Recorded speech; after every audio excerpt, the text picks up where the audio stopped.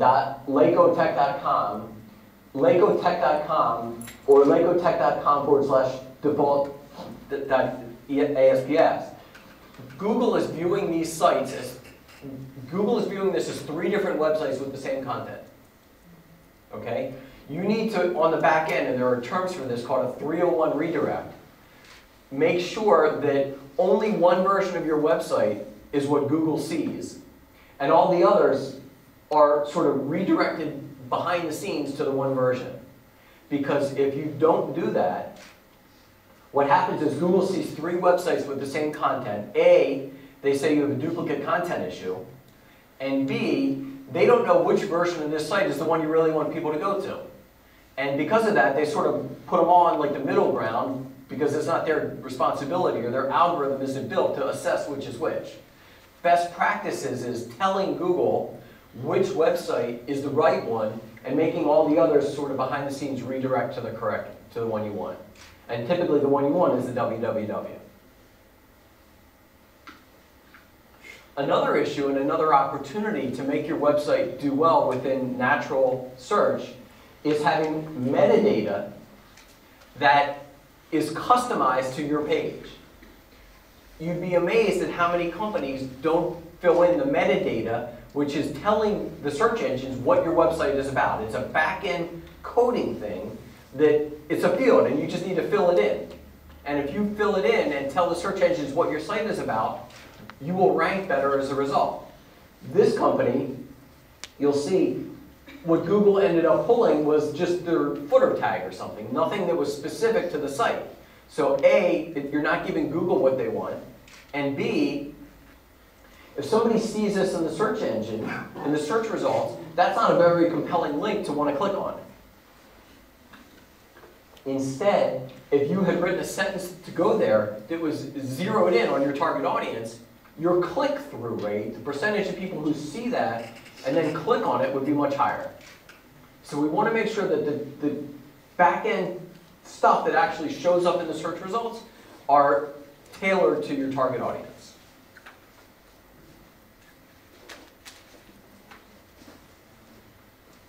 Another issue that impacts how well your site will do in the search engines are the number of incoming links that you have from other websites that are considered relevant and authoritative type hubs. So with that in mind, one of your to-dos, if you're building a website that you're hoping will show up in Google and the other search engines, is get incoming links from other websites that are authorities in the industry.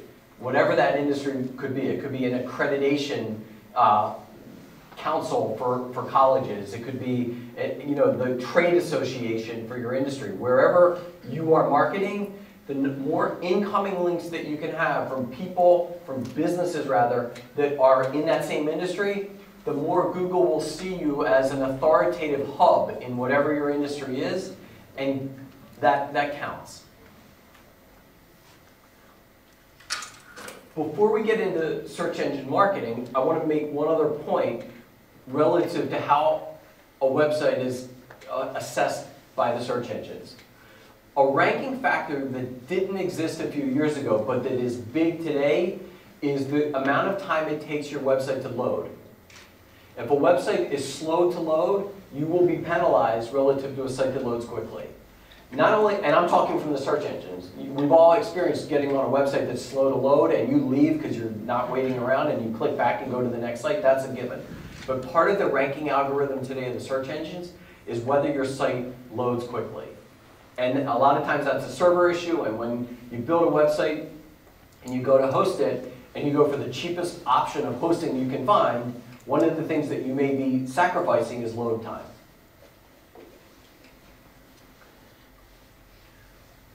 So we want to make our website as search engine friendly as we can for the natural results, but we also want to be realistic and say that we may or may not get there for certain keywords that are mission critical to our business. So as a result of that, we want to do some paid advertising in Google, in some of the social media channels, stuff like that. And all of those are things that we would encourage a business to do as a way to drive visitors and traffic.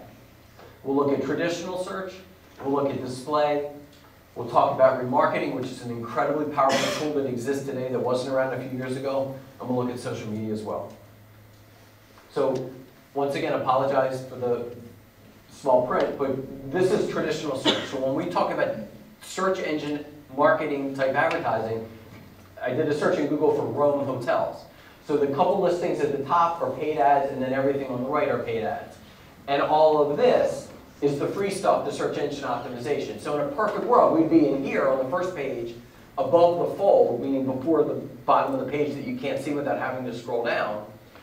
But we may or may not ever get there. Part of whether we get there will be how well we optimize our website, and part of it will be how competitive the keyword is that we want to show up for. So this is, prime real estate here. To be here or to be here, we need to pay to get there. And the model that the engines use to do that is on a cost per click basis. So you're going to pay for every visitor that comes to your site, every visitor that clicks on one of those links. The more competitive the keyword, the more expensive the click. A click could be as inexpensive as a quarter. It could be as expensive as $100 a click, literally. So keep that in mind. The next element to online marketing paid advertising today is what's called display. And the thing about display is that Google and the other engines all have content networks, and they aggregate places that you can run your ads. So if you say if you are CenturyLink Bank, CenturyLink, which is the IT infrastructure company, or you are Sea of Luxury Cruises, you're going to want to place your ad in places where somebody who is thinking along the lines of, or somebody who has disposable income would likely be reading. So this is the arts page of the New York Times, and the International Herald Tribune version, so this is global. So these are ads that people are paying for specifically to be in a place where the likelihood is high that somebody is thinking about a cruise or is thinking about high-end stuff, and you place your ad there. This is called contextual advertising, display advertising. It's come a long way over the years. In the olden days of display, a lot of times there was not perfection between the content on the page and the ad that showed up next to it. For example, there was a story in a newspaper where somebody was in a cowboy outfit and decided to commit suicide by laying across a railroad track. And it was a terrible story about all that. But what you had next to it was an ad for cowboy boots. Okay? So it's not only that we want content that's relevant to be next to, but we don't want content that's sort of, you don't want to be associated with. So once again, if we have a product and we want to be in the display networks of the different websites, there's thousands and thousands of websites that one could be putting themselves in front of, and the people that are looking for, each different product, there's a different kind of a person. So display is a wonderful opportunity to be next to somebody who you think may be thinking along the lines of whatever it is that you have to offer. Another dimension of marketing today, which is proving to be the most powerful tool that exists within display advertising, is what's called remarketing. If you recall a couple minutes ago, we looked at Yazoo Mills, which is the website for they make the cores, the tubes. If you go to Yazoo's website and you don't fill out a form, but you just sort of poke around, or you go to Nike's website and you don't fill out a form, and they have remarketing active within their campaign, you will then see that same ad. You will see an ad for the company that whose site you were on, all across the internet on different websites that have content network ads factored in. So has everybody been to a website, didn't buy something, and then a couple days later you see an ad for the website that you were just on? That's not magic, that's just remarketing. And the success rate of remarketing is significantly greater than anything else today in terms of a tool to get somebody to come back to your site and convert in whatever form that is.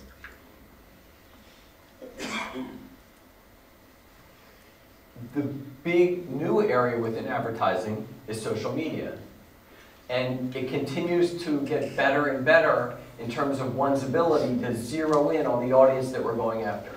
So within Facebook, for example, you have loads of ways that you can fine-tune who you want your ad to show up. You may want somebody in a geographic area. You may want somebody who expresses an interest in a type of product, service, industry, whatever. And you can really fine-tune who you want. So this is a screenshot of, in the US, there are 1,760,000 people who in their profile are telling you that they are involved in the stock market in some fashion. That's incredibly powerful stuff, so that you're only showing your ad in front of people who are raising their hand already and self-identifying of having an interest in something. Think about that for a minute. Instead of advertising just to people in general, you're only putting your ad in front of people that are predisposed to be interested in whatever it is that you're trying to sell. And you can see on Facebook that similar stuff exists. So this is a website for jewelry.com, and there are other jewelers that are advertising on that page. Because they're putting jewelry as a keyword, they want to be on websites that people are Facebook pages where there are people that are thinking about jewelry. That's how Facebook's making their money. LinkedIn, how many of us have a LinkedIn profile? Okay, if you don't have a LinkedIn profile, maybe it's time to start thinking about that. But you can run ads on LinkedIn based on the things that people put in their profile. So if you have a technology, if you have a cloud computing business, you're not interested in somebody who's in sales to show your ad to. You're interested in someone who is in IT. And you may only want people that are CTOs. So you can, within LinkedIn, segment out very specifically people that have different titles in different industries, in different geographic locations. All that kind of stuff is available today. The ability to make sure that your advertising budget is spent putting yourself in front of the most qualified people possible is better than it's ever been. So within LinkedIn, we can look at company size. You may know that you have a product that only fits companies of a certain size. You may have very specific industries. If you're selling restaurant supplies, you don't want to be in front of people that are in the garment industry. We want to be in front of restaurants. You have titles, you have geography, and you can have sales as well, the revenue of companies to a certain degree, although that's not as accurate if it's private companies. Any questions on anything?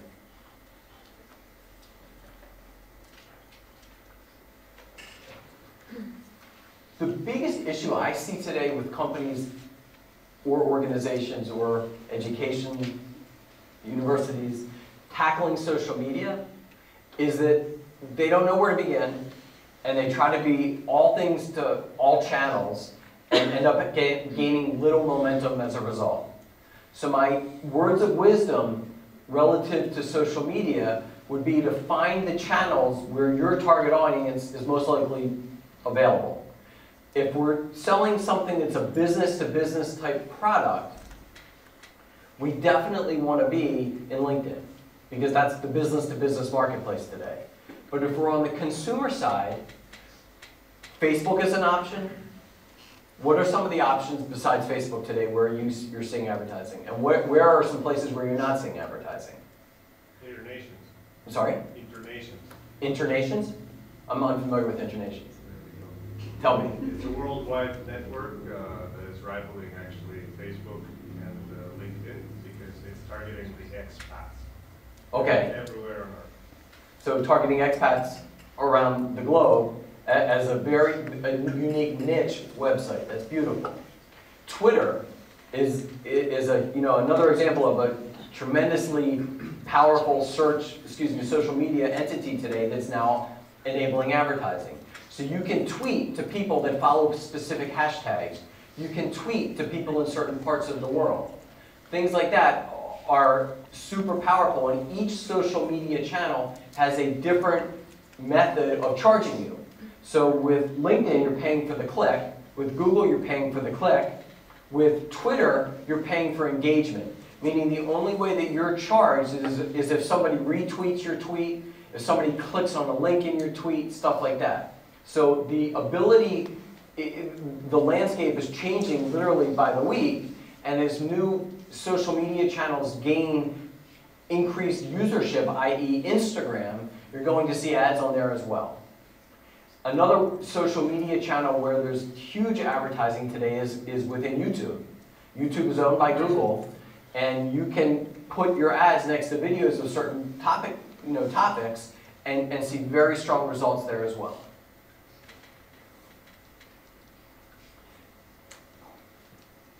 Commit to a single channel, get it rolling, get followers or whatever the term is for that specific channel before you go to your second channel. Don't manage two channels poorly, manage a channel well, and the next step should be obvious from there.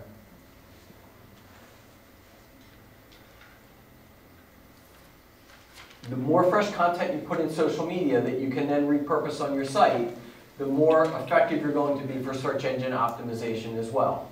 Once again, you can't expect to take other people's content and have that help your website per se, but the more stuff that you can create content-wise yourself on your website that you can then push out through your different social media channels, the better off you're going to be.